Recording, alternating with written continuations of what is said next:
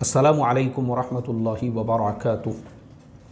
मोहतरम भाइयों, बुज़ुर्गों, दोस्तों, एक गंभीर मसला, और वो गंभीर मसला है झूठे नबियों का पैदा होना और गली मोहल्लों के अंदर अपने आप को इमाम मेहदी और हज़रत ईसा अलैहिस्सलातु वस्सलाम का दावा जो करने वाले हैं, उनके बारे में आज हम थोड़ी सी बात करेंगे। एक्चुअल प्रॉब्लम क्या हो रहा है वो भी मैं आपको बताता हूँ।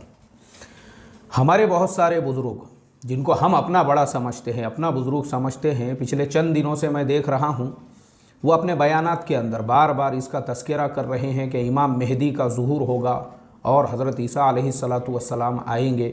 अरे भाई, मालूम है सबको इमाम मेहदी का भी ज़ुहूर होगा और हज़रत ईसा अलैहिस्सलातु वस्सलाम भी आएंगे, सबको मालूम है, सब ने पढ़ा हुआ है किताबों में और बहुत सारे लोगों ने बयानात में भी सुन लिया हुआ है। लेकिन उसका बार बार मुज़ाकरा करना और बार बार ये टाइम पे ये तज़किरा करना कि वो अलामतें पूरी हो चुकी है, तो इससे नुकसान ये हो रहा है कि बहुत सारे लोगों के लिए चोर दरवाज़े खुल रहे हैं। इमाम मेहदी होने का जो दावा है वो दावा करने के लिए आप चोर दरवाज़ा खोल रहे हैं लोगों के लिए। इसी वजह से अभी हमारे ज़माने में भी कुछ लोग जिन्होंने मेहदी होने का दावा किए, ऐसे ही मैं साउथ कोरिया गया था तो वहाँ गली गली में हज़रत ईसा है, वो मैं बाद में बयान करूँगा तफसील के साथ में। लेकिन अभी मुझे आपको ये बताना है कि ये जो है ना, ये बयानात में बार बार इसका तज़किरा और इसका मुज़ाकरा करने की आज हमको क्या ज़रूरत पड़ रही है, मुझे आप ये बताइए। सबसे पहली चीज़ तो हमने ये समझना चाहिए कि वो 10 निशानियाँ अभी मुकम्मल ही नहीं हुई है, वो मुकम्मल ही नहीं हुई है, वो जब होंगी तब होंगी। लेकिन अभी फ़िलहाल बयानों के अंदर इसका तज़किरा करना कि अब इमाम मेहदी के आने का वक्त आ चुका है, ये सिर्फ़ और सिर्फ अल्लाह ताला की ज़ात से नाउम्मीदी है। आप आज के हालात से तंग आ चुके हैं, परेशान हो चुके हैं और आपके अंदर डेयरिंग और हिम्मत नहीं है उनको फेस करने की, तो इसके लिए अब आप जो है नाउम्मीद होकर, कुछ लोग तो ये कहते हैं अब तो क़यामत का ज़माना करीब आ गया, अब क़यामत आ जाने वाली है, ये नाउम्मीदी वाली बातें हैं। और इमाम मेहदी तो आ जाने वाले, अब आ ही रहे हैं, आ रहे हैं। पूना स्टेशन पे जाना है उनको रिक्शा लेने के वास्ते में, बस आ ही रहे हैं, अब वो उतर रहे हैं, नुज़ूल हो गया उनका। ये ऐसी जो बातें करने वाले हैं ना, ये सिर्फ नाउम्मीदी वाली बातें हैं। जो अलामतें हैं, अलामतें उनके ज़ुहूर की, मैं थोड़ा सा पहले उस पर रोशनी डाल देता हूँ। कूफा के गली कूचों में झंडों का लहराना, ये तो अल्लाह के नबी के फ़ौरन बाद में सल्लल्लाहु अलैहि वसल्लम जो हंगामों का ज़माना था, उस ज़माने में भी लोगों ने झंडे लहराए। आज के ज़माने में भी वहाँ गली कूचों के अंदर लोग झंडे लहराते हैं, तो इसका मतलब ये है निशानी पूरी हो गई। मस्जिद का मुअत्तल यानी बंद होना, मस्जिदों का जो मुअत्तल और बंद होना है, अगर कोरोना वायरस से आप इसको जोड़ रहे हैं तो आप सबसे बड़े नादान हैं, क्योंकि दुनिया के अंदर इससे भी बुरे हालात वर्ल्ड वार फर्स्ट और सेकंड के टाइम पे आ चुके हैं। ऐसे हालात थे दुनिया के अंदर उस वक्त में। चलो अभी तो भी माशाअल्लाह कम से कम लोगों ने जो है मस्जिद में 4 लोग 5 लोगों की नमाज़ पढ़ने की इजाज़त थी, पूरी तरह से मस्जिदें बंद नहीं हुई थी। उस ज़माने में तो यार 80-80 साल के लिए मस्जिदें बंद हो गई। 15 मुस्लिम मुल्क जो रशिया ने जिनके ऊपर कब्ज़ा रशिया ने जिनको जो सोवियत यूनियन में शामिल कर लिया था, वहाँ तो पूरी तरह से मस्जिदें बंद हो गई थी। वो 80 साल का जो पीरियड गुजरा है 1991 तक, 91 में जब सारे मुल्क आज़ाद हुए, दोबारा वो मस्जिदें खुली और मस्जिदें आबाद हुई। तो उस वक्त में भी फिर किसी ने दावा कर देना चाहिए था और ये बोल लेना चाहिए था कि बस अब इमाम मेहदी के आने का वक्त आ गया और जो है मस्जिदें जो बंद हो गई है। तो यार कैसा, मेरे समझ में नहीं आता। थोड़ा सा अल्लाह ने हमको बसीरत और दानिशमंदी अता फरमाई है, दुनिया के हालात को मद्देनज़र रखना चाहिए ना हमने। अभी कौन सा मस्जिदें मुअत्तल हो गई थी और मुकफ़ल हो गई थी, अभी भी अल्हम्दुलिल्लाह मस्जिदों में 5-5 लोग तो कम से कम नमाज तो पढ़े ना लोगों ने। हाँ मुफ्ती साहब, पढ़े कि नहीं पढ़े? पूरी तरह से ताला तो नहीं था ना मस्जिदों को? तुम्हारे यहाँ पे भी तरावी हो रही होंगी अल्हम्दुलिल्लाह हर मस्जिद में।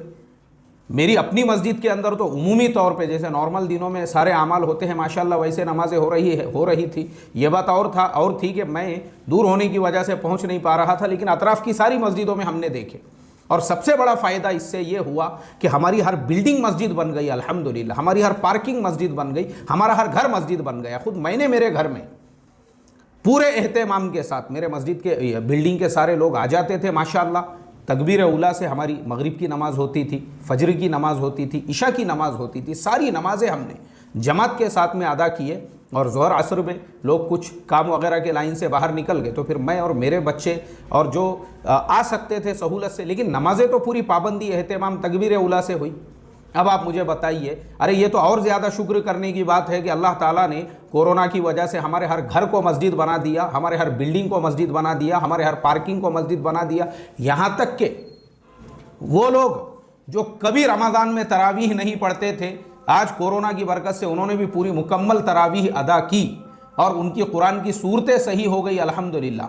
अजान हो रही, ज़रा मैं अजान के बाद वापस से कंटिन्यू करता हूँ। तो यही मैं बता रहा था कि अल्हम्दुलिल्लाह हमारी हर बिल्डिंग मस्जिद बन गई अल्लाह के फजल व करम से।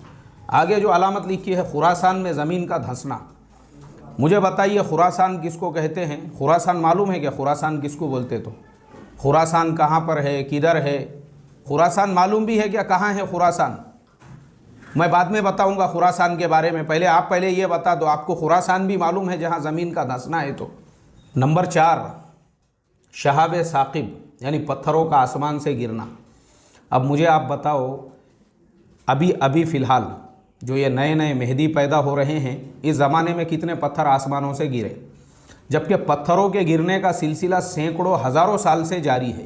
लोनार एक शहर का नाम है, शहर मतलब एक छोटे से कस्बे का नाम है लोनार। अब आप उसके नाम पे से ही समझ गए होंगे कि लूनार एक इंग्लिश वर्ड है, उसी पे उसका नाम लूनार है। क्यों है वो नाम? वो नाम इसलिए है, आज से हज़ारों साल पहले सितारे टूट गए थे तो एक टुकड़ा उस बस्ती के अंदर गिरा हुआ है, और वहाँ पे जहाँ पे टुकड़ा गिरा था उस जगह पे कुदरती तौर पे एक झील बनी हुई है, और वो झील के मुआयने के लिए, उस पर रिसर्च करने के लिए दुनिया भर से साइंटिस्ट आते हैं। आपको मालूम है पूरी दुनिया के अंदर इस तरीके से ज़मीन पर आसमान से सितारा टूटकर गिरने की वजह से या सैयारा टूटकर गिरने की वजह से जो झील बनी हुई है वो एक इंडिया में है और दूसरी अमेरिका में है, पूरी दुनिया में। और इंडिया में जो है वो वही लूनार की झील है। अमेरिका से साइंटिस्ट आते वहाँ पे रिसर्च करने के लिए, देखने के लिए। कुदरती झील है वो, हज़ारों साल पहले वहाँ पे सितारे टूटकर गिरे थे। अब कहाँ पे गिरे हैं ज़रा बताइए मुझे भी। जो ये नए नए मेहदी पैदा हो रहे हैं गली कूचे, हर मोहल्ले के अंदर, हर बाज़ार में डजन डजन के हिसाब से कुंटल और पूरे थैला भर भर के, तो अल्लाह हिफाजत फरमाई। 5वीं निशानी दमदार सितारों का ज़ाहिर होना। अरे भाई सितारे वही है जो अल्लाह ताला ने पहले से पैदा करके रखे हुए हैं। जब वो वक्त आएगा उस वक्त के अंदर इंशाअल्लाह वैसे सितारे ज़ाहिर होंगे, लेकिन वो वक्त अभी नहीं आया। नंबर 6 सितारों का इख्तिरान और मिलना। हाँ, ये जो है हमारे आज के ज़माने के अंदर ऐसा तो कभी हुआ नहीं है। हाँ, क़यामत जब आएगी तो ज़रूर 2 सितारे, जैसे मार्स है वो प्लूटो के बाजू आ जाएगा, दोनों एक दूसरे से मिलेंगे। बिल्कुल हमारा यकीन है अल्लाह के नबी सल्लल्लाहु अलैहि वसल्लम की निशानियों पर, लेकिन वो निशानियाँ अभी पूरी नहीं हुई। समझ में आया? वही मैं बताना चाह रहा हूँ आपको। चलो आगे बढ़ते हैं। हर्ज और मर्ज यानी उसका आम होना। अब आपको क्या लगता है कोरोना कोई बीमारी है? अरे ये सिर्फ एक दहशत फैलाई हुई है पूरी दुनिया के अंदर, और इसके ज़रिए से जो कंपनियों ने अरबों खरबों मिलियनों बिलियनों डॉलरों की कमाई की है, सोच भी नहीं सकते आप। शुरू में मास्क का धंधा चला, उसके बाद हैंड सैनिटाइज़र का, अब उसके बाद में आ गया है वैक्सीन का। ये कम से कम और आने वाले 4-5 साल चलने वाला है, जिसके अंदर जो है अरबों खरबों मिलियनों बिलियनों जो है डॉलर का फ़ायदा होने वाला है कंपनियों को। और बहुत सारे मुल्क जो अपने मुल्कों की आबादी को कंट्रोल करना चाहते थे, उनके लिए भी एक चोर रास्ता मिल गया इसके ज़रिए से। इसीलिए आप देखो यूरोप के अंदर मरने वालों की जो तादाद है कसरत से, वो अबाउ 40 अबाउ 50, बेचारे जो बुढ़े हैं जिनकी उम्र 40-50 के ऊपर है, 70-75-80 साल के, अक्सरियत वैसे ही लोगों की है जिनकी जानें जा रही हैं। अमेरिका का भी यही हाल है, अल्लाह हिफाजत फरमाए। तो ये हमारे समझ में ही नहीं आया बीमारी किसको बोलते पता है? कोरोना तो बच्चा है, कोरोना से भी ख़तरनाक बीमारी आके जा चुकी है दुनिया के अंदर। फर्स्ट वर्ल्ड वॉर जब ख़त्म हो गया 1919 में, उसके बाद फिर पूरी दुनिया के अंदर एक बीमारी फैली थी जिसको स्पेनिश फ्लू कहा जाता है। स्पेनिश फ्लू यानी जिसको हम लोग हैज़ा कहते हैं हमारे ज़माने में। हैज़ा मतलब उल्टियाँ होती है ख़तरनाक तरीके से, और जो लूज़ मोशन शुरू हो जाते हैं तो पानी के जैसे लूज़ मोशन, जिसमें पूरे बॉडी में का पानी निकल जाता, उल्टियों के ज़रिए से सब कुछ निकल जाता, आदमी के बदन में पानी नहीं रहता बाकी, और वही कमज़ोरी की वजह से बेचारा मर जाता। तो यूरोप में और पूरी दुनिया में जब यह बीमारी फैली थी, सिर्फ हमारे भारत देश के अंदर उस वक्त में 80 लाख लोगों की जान गई थी। कितने लोगों की भाई बोलो? 80 लाख लोगों की। और पूरी दुनिया में जो टोटल, असल में ज़्यादा नुकसान यूरोप में हुआ था। टोटल जो फिगर है विकिपीडिया पे देखो आप जाके, स्पेनिश फ्लू में 50 मिलियन यानी 5 करोड़ लोग मारे गए, 5 करोड़ लोग जिनकी जानें चले गई स्पेनिश फ्लू के अंदर। आप सोचो, फर्स्ट वर्ल्ड वॉर में जो मरने वाले लोग थे वो थे 17 मिलियन यानी 1 करोड़ 70 लाख, उससे भी 4 गुना ज़्यादा।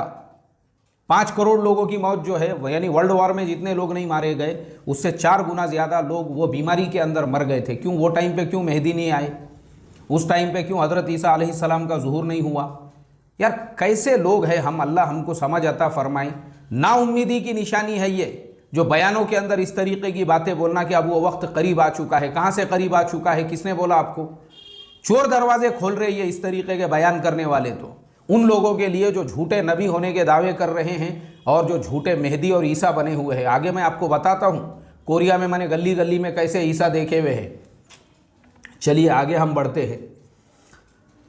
8वां, कत्लो गारत। कत्लो गारत काई की कत्लो गारत है यार, पूरी दुनिया में अमनो अमान का माहौल है, इसको कत्लो गारत नहीं बोलते। जो सीरिया में जो लड़ाई चल रही है या जो दुनिया के छोटे छोटे इलाकों में, ये तो कुछ भी नहीं है। ये कत्लो गारत गरी जो हुई थी वो फर्स्ट और सेकेंड वर्ल्ड वॉर के टाइम पे। देख लो आप तारीख उठाकर, मैं खाली आपको इशारतन बताऊंगा, उस पर मुस्तकिल मेरे सबक है। मेरे चैनल पे जाओ और देखो, वहाँ पे वर्ल्ड वॉर बाय मौलाना अकबर हाशमी डालोगे सर्च में तो आ जाएगा। मैंने वर्ल्ड वॉर की पूरी कहानी फर्स्ट और सेकेंड बयान किया हुआ हूँ, उसमें जब आप देखोगे तो आपको पता चलेगा कत्ल गारत गरी उस वक्त हुई थी 1917 1917। एक ही दिन के अंदर एक ऐसा खतरनाक जर्मनी ने हमला किया जिसमें ब्रिटेन के 20,000 सिपाही एक ही दिन में मारे गए। 20,000, 20,000। आप सोचो, ब्रिटेन के जो सिपाही थे सिर्फ एक दिन में कितने मारे गए? 20,000 मारे गए एक ही दिन के अंदर। आप सोचो कैसा वो कत्लो गारत गरी का समा होगा। वो जो हदीस है ना, हदीस अल्लाह के नबी सल्लल्लाहु अलैहि वसल्लम की क़यामत के करीब एक ज़माना आएगा कि एक मर्द 70 औरतों को संभालेगा। ये वक्त यूरोप में गुजर चुका है, औरतें ही औरतें थी वहाँ, मर्द सब बाकी ख़त्म हो चुके थे, क्योंकि ये जो 17 मिलियन थे फर्स्ट वर्ल्ड वॉर में मारे गए। उसके बाद बीच के ज़माने में हिटलर वगैरह का जो ज़माना चला उसके अंदर उन्होंने अलग से लोगों का कत्लेआम किया। और फिर जब सेकेंड वर्ल्ड वॉर शुरू हुआ, यानी आप सोच भी नहीं सकते मोहतरम दोस्तों, इंसानों को गाजर मूली की तरह से ज़ुबाह किया गया है उसी ज़माने के अंदर। चाइना में, अभी तो मैं चाइना इधर एशिया में आया भी नहीं हूँ, आपको मालूम है क्या दुनिया में सबसे ज़्यादा बम आज तक की तारीख़ में किस मुल्क के ऊपर बरसाए गए हैं? सोचो और आप मुझे बताओ, जब तक मैं ज़रा एक सिप लेता हूँ। आया समझ में? अफ़गानिस्तान में तोरा बोरा के ऊपर, है ना, यही नाम आपके जहन में आया होगा? नहीं, गलत। दुनिया में सबसे ज़्यादा बम जो बरसाए गए हैं वो वियतनाम जो वार हुई थी, अमेरिका वियतनाम जो वार हुई थी उस ज़माने के अंदर वियतनाम और वियतनाम के बाजू में जो लाओस है, लाओस के ऊपर दुनिया में सबसे ज़्यादा बम। आज भी लाओस के अंदर कोई ऐसा गांव, कोई ऐसा कस्बा, कोई ऐसा खेत नहीं है जहाँ पे अमेरिका के फेंके हुए बम ना मिलते हो। आज भी जिंदे बम मिलते हैं वहाँ पे। और वहाँ के लोग, उनको बमों से इतनी उनसियत हो चुकी है कि पुराने पुराने बम अगर उनको नदी में, खेत में कहीं पे मिल जाते हैं, वो उसको लाते हैं, उसको काटते हैं और काटने के बाद उसमें का मसाला निकाल के फेंक देते हैं और वही बमों के वो अपने घरों में दरवाजे बना देते हैं या कश्तियाँ बना देते हैं। उन्होंने कश्तियाँ तक बनाई हुई है उसकी, अल्लाह हिफाजत फरमाए। तो किसने बोला भाई अब वो कत्लो गारत गरी है कि आपको हज़रत इमाम मेहदी का इंतज़ार हो रहा है, चोर दरवाजे खोल रहे हैं आप लोगों के लिए? ये सब हालात अभी कुछ नहीं है, अभी तो बहुत अमनो अमान है दुनिया में। इससे भी ज़्यादा बदतर और बदतरीन हालात दुनिया देख चुकी है आज से 60 साल, 70 साल, 80 साल पहले। चलिए आगे बढ़ते हैं। लूट मार और गारत गरी, वापस से वही चीज़ें लिखी हुई है। ये सब हालात पहले गुजर चुके हैं। आज तो माशाल्लाह सीसीटीवी आने की वजह से ऐसा हो चुका है कि कोई अगर 10 रुपये भी किसी के चुराता है तो वो भी गिरफ्त में और पकड़ में आ जाता है। आज अल्लाह ने ऐसा अमन अमान का माहौल बनाया हुआ है। तो इसलिए मेरी रिक्वेस्ट और दरख्वास्त है, ख़ास तौर पे उन लोगों से जो बयानात करने वाले हैं, ऐसी बातें मत करो। इसकी वजह से उम्मत गुमराह हो रही है। पहले ही उम्मत के सामने कम मसाइल नहीं है, फिर ये एक नया मसला पैदा हो चुका है कि लोगों के इस तरीके के बयानात सुनने की वजह से लोगों के दिमाग में यही बातें बैठ रही है कि शायद अभी मेहदी आ चुके हैं या आ रहे हैं और बस लोग जो है जो करने के काम है, नमाज है, रोज़ा है, दावत व तबलीग की मेहनत है, चिल्ले 4 महीने अल्लाह के रास्ते में निकलना है, वो सब रास्तों से हट के फिर वो दिमाग में यही लेके बैठे हुए हैं, यही उनके दिमागों में वसवसे चल रहे हैं। और ये वसवसे हमारे, अच्छा ये बयानात वगैरह अरब मुल्कों में नहीं होते हैं, सऊदी में ये बयानात नहीं होते हैं, दीगर अरब मुल्कों में नहीं होते हैं, वहाँ वो लोग दूसरे टेंशन में हैं। सऊदी चाहता है कि वो अरब मुल्कों का सबसे बड़ा लीडर बने। कतर के अंदर जो है फुटबॉल का वर्ल्ड कप होने वाला है, वो अपने टेंशन में है, और यूएई को अपना टेंशन है कि भाई मुझे मेरी इकोनॉमी को आगे बढ़ाना है। वहाँ पे किसी को ये टेंशन नहीं है। ये सब टेंशन जो है हमारे इंडिया में इसलिए पैदा होते हैं क्योंकि हमारे पास में फुर्सत का बहुत टाइम है। फुर्सत का टाइम 15-15 मिनट तो खाली हमको गाय छाप जर्दा मलने में लग जाते हैं। ऐसा 15-15 मिनट इतना टाइम है हमारे पास में, मलो जर्दा मलते रहो। गुटखा जो है, गुटखा वो मावा बनाने में जो है उतना टाइम है हमारे पास, 15-15 20-20 मिनट हमारे पास। होटलों में बैठने के लिए 3-3 4-4 घंटे टाइम है हमारे पास में। फुर्सत ही फुर्सत है हमारे पास, दूसरा काम ही नहीं है सिवाय ये बहसो मुबाहिसे के। इसीलिए आपको जो मेहदी और जो ईसा है वो इंडिया के ही गली गली में आपको नज़र आएंगे। कोई भी दावा कर रहा है, एक छोटा सा गाँव है हमारे करीब में जो है एक शहर है, अल्लाह माफ़ करे, एक मस्जिद का इमाम व ख़तीब अमल अमलियात करता था।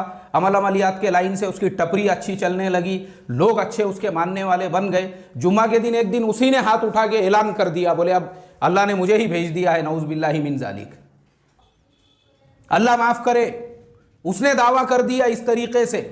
वो तो अच्छा हो गया कि उस शहर के उलामा ने और दीगर जिम्मेदारों ने उसको समझाए बुझाए, तो 3 दिन के बाद वापस से मेहदी साहब जो है अपने राह रास्ते के ऊपर आ गए, तौबा इस्तिग़फ़ार किए और उसके बाद में बोले भाई मेरे से गलती हो गई। फिर उनको वापस से ईमान में दाखिल कराया गया और उनकी बीवी से उनका निकाह पढ़ाया गया। आप सोचो, ये हाल है हमारे यहाँ पे। अंधभक्ति जब एक बार पैदा हो गई, जिसको भी वो, मैंने कहीं पे कोई जुमला पढ़ा था, बोले पीर के कामिल होने के लिए मुरीद का जाहिल होना ज़रूरी है। जितना जाहिल होगा मुरीद उतना ही कामिल होगा पीर। अल्लाह माफ़ करे, यही हाल हमारे यहाँ पे हो चुका है। जनाब ने अमल अमलियात की टपरी लगाए थे नींबू हरी मिर्ची की, वो अच्छे तरीके से चलने लगी तो खुद ही दोनों हाथ उठा के दावा कर दिए। तो ये हमारे इंडिया में क्यों पैदा होते हैं? ये मेहदी, ये ईसा, ये अरब मुल्कों के अंदर वो क्यों नहीं पैदा होते होंगे? इसलिए नहीं पैदा होते हैं, सीधा गर्दन उड़ा देते हैं वहाँ पे। किसी ने भी दावा किया मेहदी या हज़रत ईसा होने का, सीधा उसकी गर्दन काट दी जाती है सीधा। यह ऐसे मुल्कों में इसलिए पैदा होते हैं, यहाँ डेमोक्रेसी है, हर आदमी को आज़ादी है। तो यहाँ गली गली में कितने मैं सुन चुका हूँ, यहाँ पे एक ने दावा करा, वहाँ पे एक ने दावा करा, उधर वहाँ पे एक ने दावा करा। अरे अल्लाह माफ़ करे, अल्लाह हिफाजत करे यार, क्या गुमराही की भी हद होती है ये। ऐसे ही मैं वो साउथ कोरिया गया था, तो वो चूँकि क्रिश्चियनों का, ईसाइयों का भी अकीदा है क़यामत के करीब हज़रत ईसा अलैहिस्सलातु वस्सलाम का नुज़ूल होने वाला है। वहाँ जाकर मैंने देखा, मेरे दोस्त है पैस्टर आइज़ेक ली, वो रहते हैं कनाडा में। हम लोग ऑनलाइन बातचीत करते रहते हैं, तो उनको जब पता चला मैं कोरिया आ रहा हूँ तो बेचारे ख़ास मेरे लिए, मेरी रहबरी के लिए बोले जब तक तुम वहाँ रहोगे मैं साथ में रहूँगा तुम्हारे। वो कनाडा से कोरिया पहुँचे, हम लोग साथ में ही थे तकरीबन एक 10-12 दिन, जितने भी दिन मेरा क़ियाम था। वो मुझे बड़ी अच्छी बातें बताया करते थे। हम लोग कार में गुज़र रहे हैं, एक चर्च नज़र आया, तो मैंने पैस्टर ली से कहा, मैं बोला सर चर्च आपका? अरे बोले वो अपना नहीं है। मैं बोला क्यों? अरे नहीं, बोले यार वहाँ पे जो वहाँ का जो पॉप है उसने दावा कर दिया हुआ है मैं ईसा हूँ। उसके बाद हम एक दूसरे गांव से गुज़रे, फिर पैस्टर ली ने मुझे कहा, बोले सैयद ये जो गांव है ना, यहाँ पे भी एक ईसा है। मैं बोला यार तुम्हारे कोरिया में कितने ईसा है? बोले हमारे यहाँ पे कम से कम 150 से 200 ईसा है। इतने लोगों ने ईसा होने का दावा कर लिया और गवर्नमेंट उन पर कोई ये नहीं कर सकती है, क्योंकि यहाँ पे पूरी आज़ादी है, फ्रीडम है, ये एक डेमोक्रेसी है। तो यहाँ हर गली में ईसा होने का दावा कर सकते हैं। हर यहाँ पे जो हर चर्च का जो पॉप है उसने ईसा होने का दावा किया हुआ है। बोले गली गली में ईसा है यहाँ पे, अल्लाह माफ़ करे। वैसे ही आज हमारे इंडिया में भी हो चुका है, गली गली में जो मेहदी होने के दावे हो रहे हैं वो सिर्फ़ और सिर्फ इसलिए उनको मालूम है कि हमारे यहाँ पर लोगों को, यानी क्योंकि ये सिर्फ हमारे अनपढ़पन और जिहालत का गलत फ़ायदा उठाना है। इसीलिए आप देखो ना हमारे यहाँ जो लोकल ट्रेनों में जो लिख के रखा, जो बाबा लोग और आमिल लोग, अभी मैं बाबा की भी पढ़ रहा था, बम्बई के अंदर एक बाबा ने 80 लाख का टोपा पिना दिया। पुणे के अंदर एक बाबा ने 2.25 लाख रुपये का एक को टोपी पिना दिया। क्यों लोग 2.25 लाख 80 लाख के फंदों में क्यों फंसते हैं यहाँ पे? वो इसीलिए उनको मालूम है यहाँ के लोगों में अंधभक्ति ज़्यादा है। इसीलिए लोगों को बेवकूफ़ और एड़ा बनाया जाता है, इसीलिए ये टपरियाँ और दुकानें चलती हैं यहाँ पर कि वो लोकल में उन्होंने चिपका दिए। क्या चाहिए आपको? क्या चाहिए आपको? आपको मनपसंद शादी चाहिए, आपको मनपसंद नौकरी चाहिए, मनपसंद रिश्ता चाहिए, आपको शेयर मार्केट में फ़ायदा चाहिए, तो बाबा फुलाने फुलाने साहब से कांटेक्ट कीजिए, ये उनके नंबर है। अब आप बाबा से कांटेक्ट कीजिए, आप भले भिखारी बन जाओ, बाबा ज़रूर करोड़पति बनने वाला है वो। ये है हमारे यहाँ पे, लोगों को मालूम है भाई, हमारे यहाँ पे जो है ना, इसी हमारे अनपढ़पन का फ़ायदा उठाकर यहाँ पे गली गली में मेहदी होने का दावा कर रहे हैं लोग। अल्लाह माफ़ करे, जितने मेहदी है ना इंडिया में जो है, इनको पूछो ना सऊदी में क्यों नहीं पैदा हुए मेहदी साहब। मालूम है सऊदी में दावा करेंगे तो सीधा रवानगी के आदाब, किसी अरब मुल्क में दावा करे सीधा रवानगी के आदाब, वहाँ नहीं पैदा होते, यहीं पैदा होते हैं। अल्लाह माफ़ करे, अल्लाह हिफाजत करे। तो मेरे मोहतरम दोस्तों, अभी पूरे मेरे बयान का खुलासा और पूरी बात का खुलासा यही है, मुझे मजबूरन ये पूरा इतना डिटेल में आपको इसलिए बताना पड़ा। हमारे मुफ्ती साहब को लोग मिल के ये बात कर रहे हैं, उनको बोल रहे हैं, बोले मुफ्ती साहब मेहदी तो आ गए हैं, बोले मैं आज जा रहा हूँ मगरिब बाद में उनसे मुलाकात करने के वास्ते में। मुफ्ती साहब ने बोले यार मेहदी आ गए, मुझे नहीं मालूम है। अल्लाह माफ़ करे, मेरे पास एक नौजवान आया, उसको मैंने समझा के भेजा हूँ, तो फिर मैंने उसको यही समझाया, मैं बोला बेटा मेहदी खाली इंडिया में ही आ सकते, गली गली में आ सकते यहाँ पे, क्योंकि उनको मालूम है यहीं के लोग एड़े हैं, इनको खाली चमत्कार दिखाओ, खुद ब खुद नमस्कार करना शुरू कर देते हैं यहाँ पे। ये हाल है हमारा। इनको बोलो ना सऊदी में पैदा हो, बोल के नहीं पैदा हो सकते हो। तो इसके लिए मोहतरम दोस्तों, इंडिया में ये जितने पैदा होने वाले हैं ना अपने आप को मेहदी कहने वाले, ये सब झूठे हैं, मक्कार है ये। इनको मालूम है कि हमारे यहाँ पे लोगों के अनपढ़पन और जिहालत का गलत फ़ायदा उठा के यहीं पैदा हो रहे, वो सऊदी में नहीं पैदा हो रहे। और ये जो हमारे बयानात करने वाले हैं, उनसे भी रिक्वेस्ट और दरख्वास्त है, उम्मत के सामने दूसरी बातें करो ना भाई। मुसलमानों के महल्ले में गंदगी नहीं होना चाहिए, ये बात करो। मुसलमानों ने साफ़ सुथरे रहना चाहिए, ये बात करो। गुटखे खा के इधर उधर पिचकारियाँ नहीं मारना, ये बातें करो। लोगों से पैसे उधार लिए, कर्ज लेन देन, तो ज़रा मामला सही रखो, ये बातचीत करो। अपनी बहन बेटियों की बारात में लोगों को मत लेकर जाओ, ये बात करो। निकाह सादे करो, ये बात करो। उम्मत की बहन बेटियां मुर्तद होकर गैरों के साथ में शादियां कर रही है, अरे ये बात करो रे। हज़ारों टॉपिक है जुमा के अंदर बोलने के लिए, वो दे के छोड़ के मेहदी और ईसा ज़रूरत ही नहीं है उसकी। ये सब बातें इसलिए है क्योंकि आपके दिल में डर पैदा हो चुका है हुकूमत को लेकर और मुल्क के हालात को लेकर, इसलिए आप डर के मारे नाउम्मीद हो गए, इसलिए आपने बात करना शुरू कर दी। अब तो क़यामत ही आने वाली है या बस ईसा और मेहदी आने वाले हैं, नऊज़ बिल्लाहि मिन ज़ालिक। हम मुसलमान हैं, हमारा अक़ीदा है, लेकिन वो निशानियाँ अभी पूरी और मुकम्मल नहीं हुई। जब पूरी और मुकम्मल होगी तो फिर जैसे अल्लाह के नबी ने फरमाया वैसे ही उनका ज़ुहूर होगा। ये हमारा अक़ीदा होना चाहिए, ना कि ये हमारे बयानात की वजह से उनके लिए चोर दरवाजे खुल रहे हैं और गली महल्ले में हर कोई मेहदी ईसा होने का दावा कर रहा है। अल्लाह हिफाजत फरमाए और अक़ल सलीम अता फरमाए हमको, और अंधश्रद्धा से हमारी हिफाजत फरमाए। सलाम अलैकुम व रहमतुल्लाहि व बरकातहू।